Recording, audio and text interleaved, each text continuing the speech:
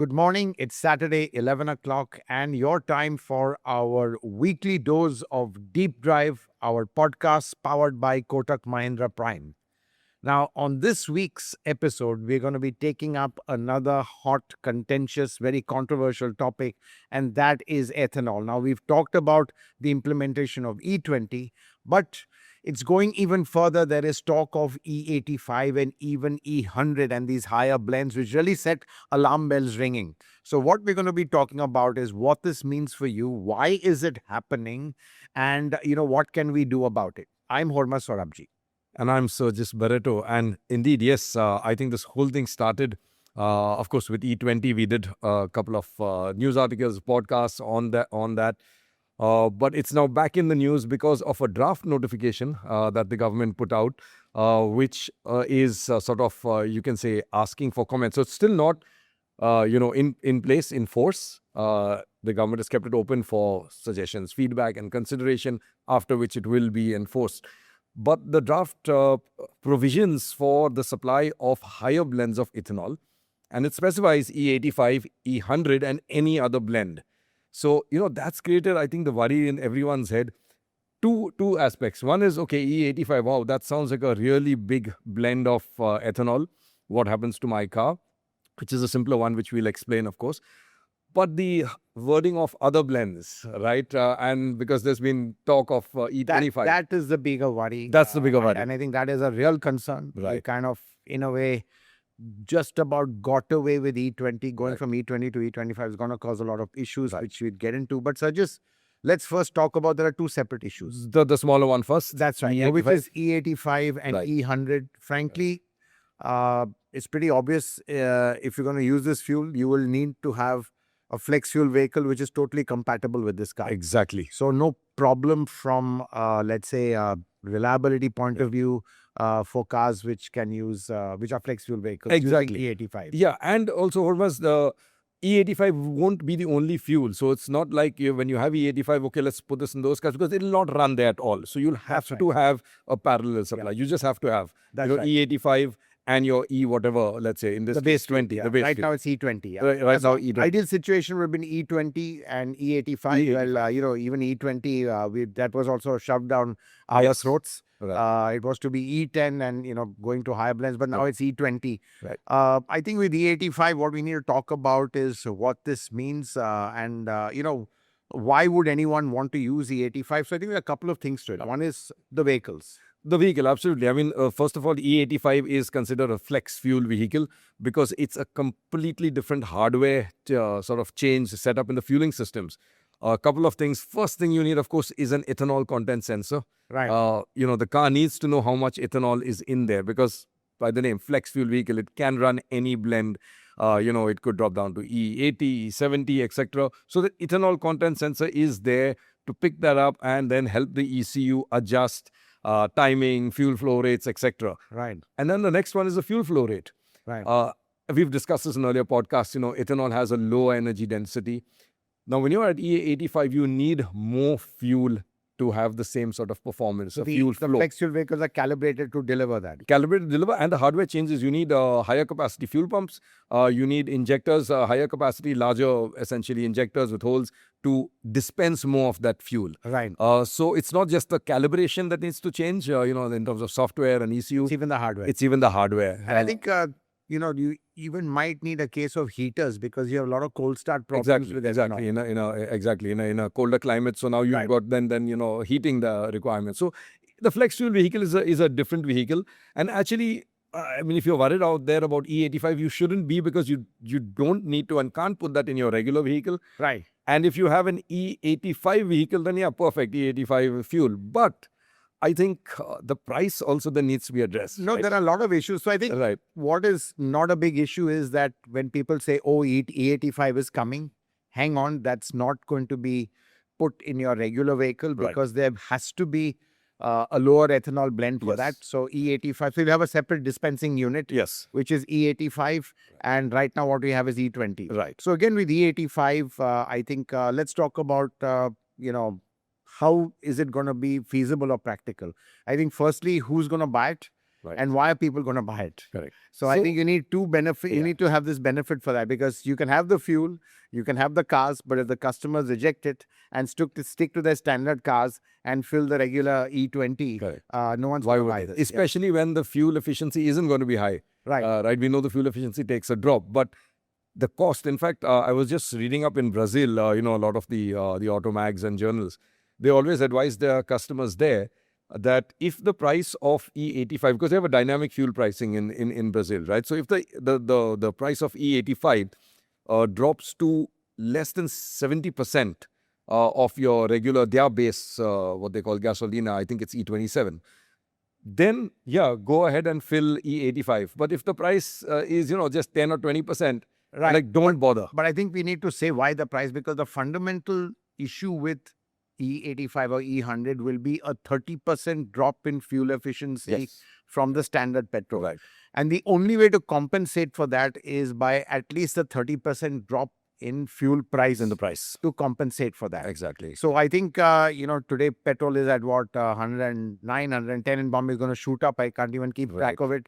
I think petrol would have to come down to around 70 rupees a liter of E85, ethanol. The E85 has to come down to around 75, 80 rupees at least, Right. to make customers even think that, okay, it's not going to pinch my pocket that much, because what I'm losing on efficiency, I'm making up for in price.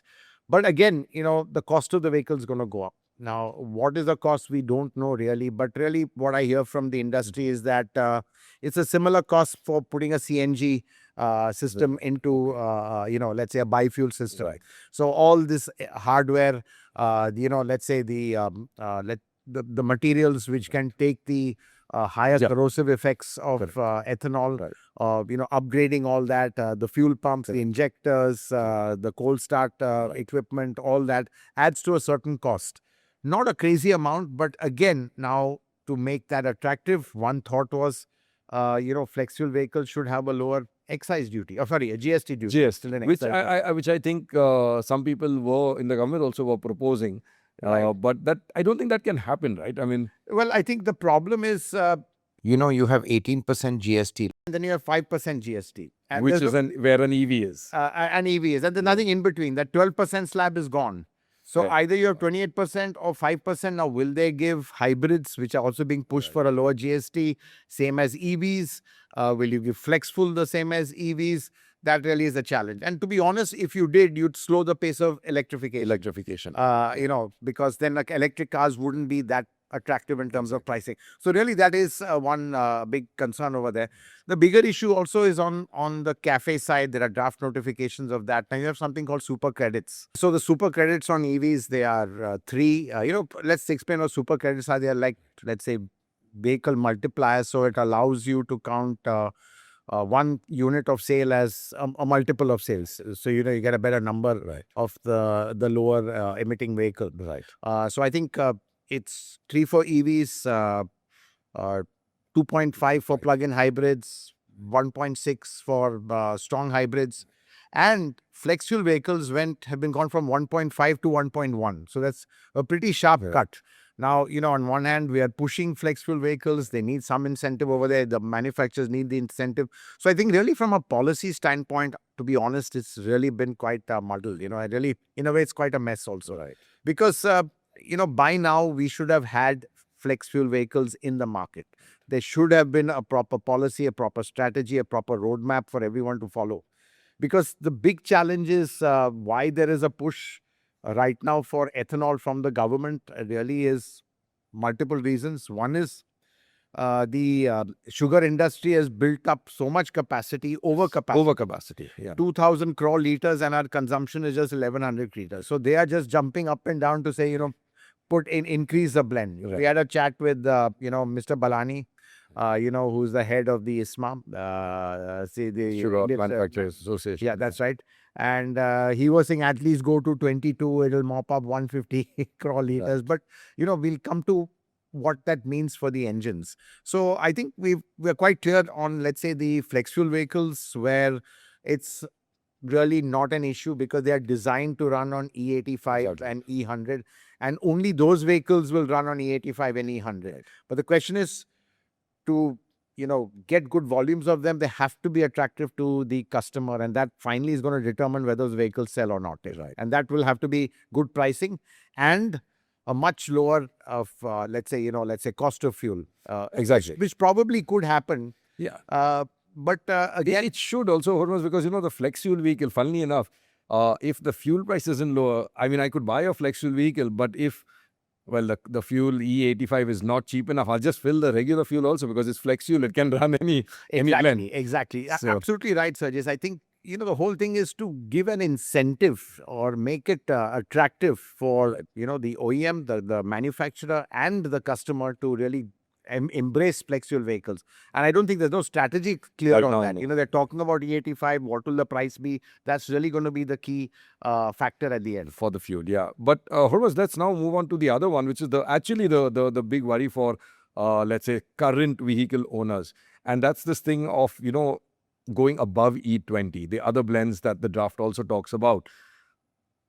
What is the challenges, or let's say what are some of the dangers for the existing vehicles? I mean, for example, we just went from E10 to E20. There was everyone concerned. Manufacturers upgraded and said, okay, we're E20 compliant. What happens if it's at E22 or E25, E27? So let's talk of E20 fuel, first. Let's say when E20 came, I think what is, without a shadow of doubt, is a significant drop in fuel efficiency, ranging from, let's say, about, 3% for the newer cars. That wasn't so bad. I think the Marutis had calibrated really well. Saw that, yeah.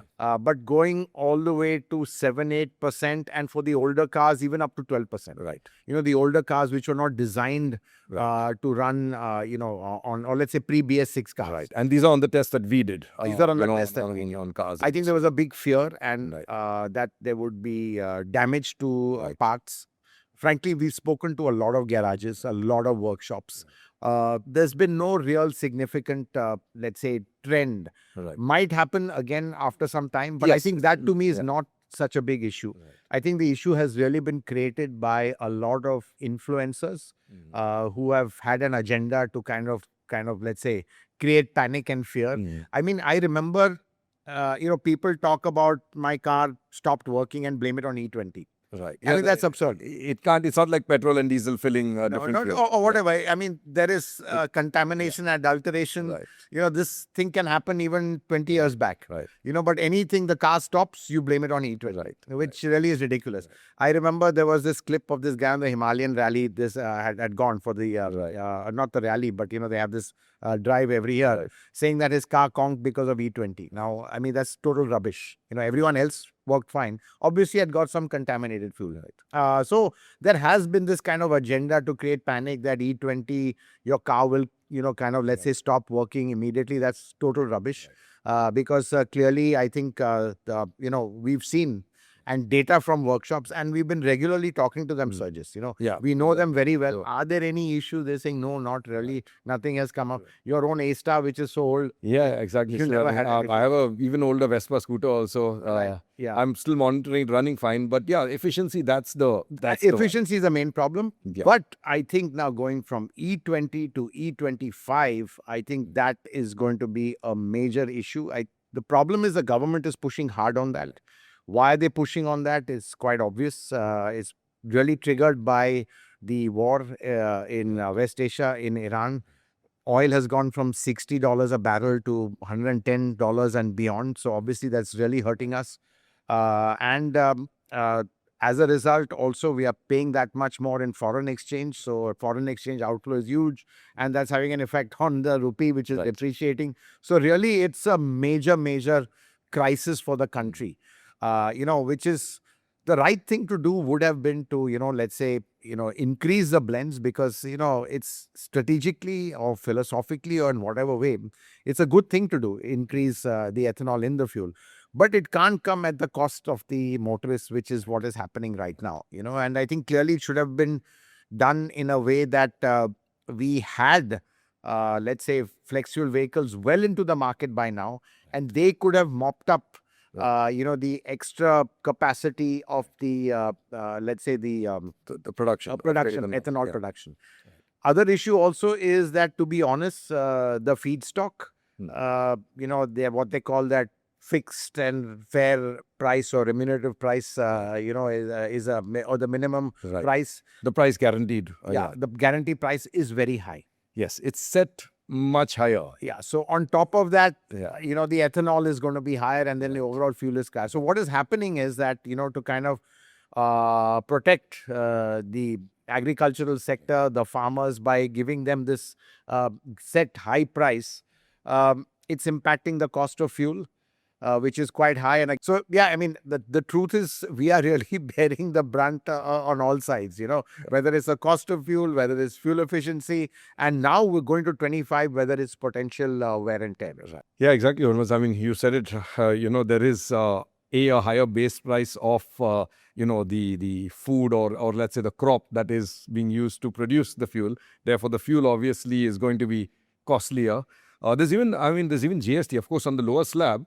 Yeah. But there's GST also. I mean, when the oil companies are buying the ethanol, they are also paying not just at higher price, but also 5% GST. Yeah, So that well, is the also... GST is lower, so I think... I think it's at the 5% slab, right, right? Yeah. So, but I mean, it's still there. There is that component of tax as well in that. So, yeah, I think, that's the sad part of it all. But the other thing I want to ask you is, and we should discuss, is by when do you think this will happen, or will it happen at all? I mean, will they go beyond E20? No, I think from what I understand, the government is pushing the auto industry very hard to kind of move to E25. In fact, I think if they had their way, they'd say do it overnight, just announce it. But, you can't do that because a lot of things has to be done. Okay. So I think what's going to probably happen, or I would imagine would happen, is that they would, like they did from E10 to E20, they will have to test. Right. So that cycle of about 6 months will happen, 6 to 8 months. They'll start testing to see what the effects are of E20 to E25. Right. But, the worry is the older cars. Now, to be honest, a lot of the older cars, up to E20, a lot of cars were, as it is a bulk of them, were E10 compliant. People had put some margin in, so E15, so you could get away with E20. But from E20 to E25, the degradation is not linear. It's quite a bit, it can be much, much higher. Right. It's not And, you're going into a sort of a flex fuel zone in any case, because E20 should be the absolute base for, regular fuel. Right. So that really is the worry. New cars, maybe not so much of a worry as far as material compatibility is concerned, because I talked to a lot of manufacturers and they said, hey, look, when we developed our engines for E20, for the material, we went straight to E27. Right. Because we knew that was coming. So why do it in 2 steps? And it was an international standard they had as well, I'm sure. That's right. Still, you have to test with fuels and all, Correct. but they've kind of... The material spec, they know what it is and they've used it for that. A lot of them are going to admit that publicly, but I think that's the pretty obvious thing to do. So I'm not so worried about, people saying if I buy a new car and the fuel has gone up to E25, will I have an issue? You'll have an issue with fuel efficiency, right? And you'll have a efficiency, maybe even the way it kind of performs. Yes, because the calibration was on E20. Yeah, E20. So that means your air fuel ratio, it runs a bit, it comes down a bit. It's about 13.2:1, when you start going to higher ethanol blends. So again, calibration is not done on these cars. So, it's really, I think now it's going to be a real problem moving to E25 for especially the older vehicles. And I think, it's unfair that the motorist has to bear the brunt, because there was no proper planning in a rollout of, let's say, biofuels. I mean, if you look at it, it's actually a great kind of a concept, from an energy security point of view. I mean, there are other things to worry about. Firstly, some of these crops are very water intensive. Right. The other thing is, how will the crops, be after in a bad monsoon, or, you have El Nino coming in. So, you're really kind of dependent on the weather gods. Now the weather, yes. For the output as well. And then if you're there on E25, what do you do then? You can't go back to E20, you can just create havoc. Yeah, there's also the land also. I mean, you've got to guard for, like you said, water. There's also land. You can't divert too much of food production to fuel production. Right. Yeah. Right. And we've seen that like in the US when they just introduced their corn thing. All farmers wanted to grow corn. And the funny part is, talking about corn, if you imported corn and produced ethanol from that, it would be far cheaper than using the feedstock, which is at such a Indian feedstock over here, which is such a high price. Yeah, I mean, I read some reports on that. You're right. I mean, US corn, apparently, even if we imported all the way from the US to here and produce ethanol from it, it would work out to lower cost than producing from Indian grown That's crops. right. So there's, a lot of, let's say political issues in this. And, but clearly, I think, from an energy security point of view, it really makes sense going to biofuels, because really we are so dependent on importing oil. It's the largest drain on our forex reserves right now. And, want to guard against that. But I just wish that there was, just proper planning done. This going from E20 to E25. Ideally, it should have been E20 and E85 and E100. You kind of have a good vehicle park of flex fuel vehicles, which kind of really absorbs the, let's say, ethanol in that, and make it attractive for customers so that they migrate towards flex fuel vehicles. And then there would be nothing better, because, you're almost 100% on a fuel that's locally produced. Right. Well, it helps the agricultural economy as well. And it's just better for energy security. But it has to be made attractive to the customer, and that's not what's happening. Exactly. And Hormazd, if they had done that, if we had, like you said, E85 vehicles, and the talk of these flex fuel vehicles was there for a long time in India, but if we introduced them earlier, consumers would switch. I mean, you just look at CNG today, right? It's a different fuel. Consumers are flocking to it. CNG is growing and growing. It's in fact not even the most, I would say, convenient to fill, because the lines are longer, pumps are fewer. You could have the same scene with E85, but again, if it's a cheaper fuel, I mean, E85 at 70 rupees a liter, 75 rupees a liter, I think it would be a very attractive, let's say, customers would find it very attractive. They would kind of, there would be demand then for flex fuel vehicles, because honestly, on the reliability issue, it's not a problem. Exactly. It's all kind of fully compatible and calibrated for E85, the newer vehicles, the flex fuel vehicles. And at that price, it makes a lot of sense. The only issue would be range. Right. You'd have to keep filling in, and some vehicles with smaller tanks, smaller tanks, would be a problem. Not older vehicles. I mean you mean just the fuel tank being smaller? Correct. Correct. Yeah, that's right. Yeah, so if you look at it, Hormazd, I think ultimately, yes, the North Star EVs, very clear. Very, very good in terms of, yes, lowering our oil dependency, not having these complications of ethanol production and things like that. But hybrids, strong hybrids, right now, as we've discussed before, I think in podcasts as well, there is no real incentive to, a hybrid. You've got your taxation on EVs, of course, and then everyone else here. Hybrids could actually have a in-between thing. I know there's no slab in there, but that could have helped with reduction in fuel consumption. I think, a flex fuel hybrid at 5% GST makes a lot of sense. Right.